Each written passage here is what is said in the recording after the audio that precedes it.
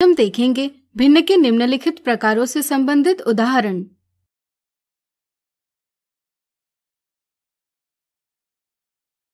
निम्नलिखित में से उचित भिन्न यानी प्रॉपर फ्रैक्शन, विषम भिन्न यानी इम्प्रॉपर फ्रैक्शन और मिश्रित भिन्न यानी मिक्स्ड फ्रैक्शन पहचानिए।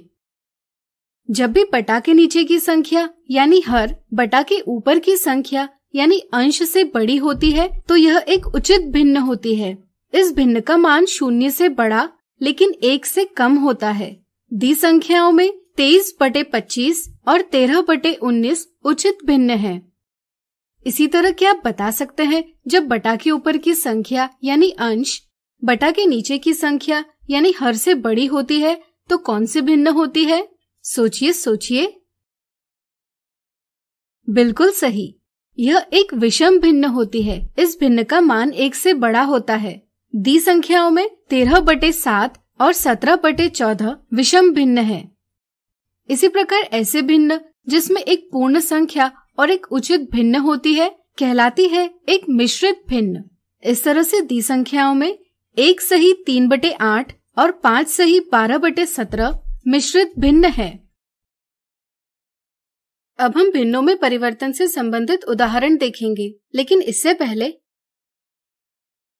आइए समझे भिन्नों में परिवर्तन कैसे करते हैं।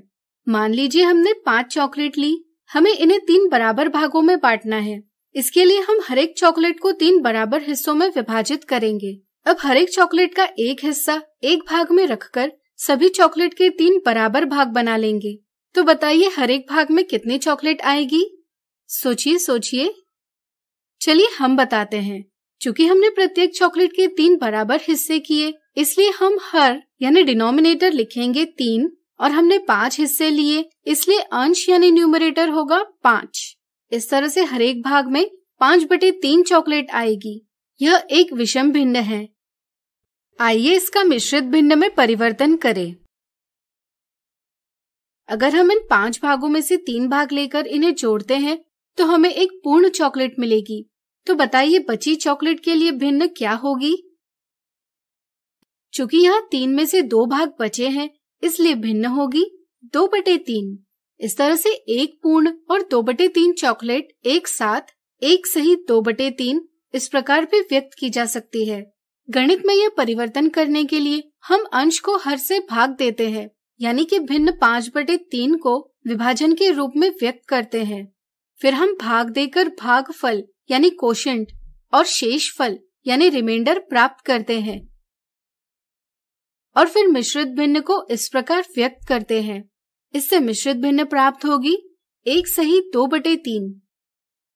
इसी तरह अगर मिश्रित भिन्न 1 सही 2/3 का विषम भिन्न में परिवर्तन करना होगा तो यह हम कैसे करेंगे?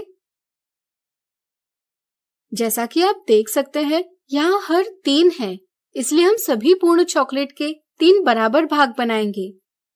यहाँ सभी भागों की गिनती है 5 और हर है 3, इसलिए विषम भिन्न लिखी जाएगी 5/3।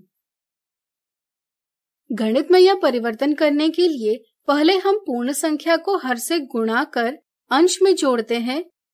जैसे यहाँ 1 को 3 से गुणा कर इसमें 2 जोड़ने पर परिणाम 5 प्राप्त होगा, यानी कि पहले हम सभी लिए गए भागों की संख्या प्राप्त करते हैं और फिर परिणाम के नीचे एक पूर्ण को कितने भागों में विभाजित किया है इसकी संख्या हर के स्थान पर रखते हैं।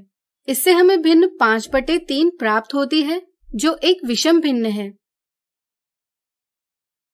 इस प्रकार हम विषम भिन्न को मिश्रित भिन्न में और मिश्रित भिन्न को विषम भिन्न में व्यक्त कर सकते हैं। अगला उदाहरण, निम्नलिखित में से कौन सा कथन सही है? अगर 40 मीटर रस्सी के 7 भाग बनाने हैं तो हर एक भाग की लंबाई 40 का 7 से विभाजन की संक्रिया से प्राप्त की जा सकती है। इसी को हम भिन्न के रूप में व्यक्त करते हैं 40/7 मीटर। इस तरह से पहला ऑप्शन सही है।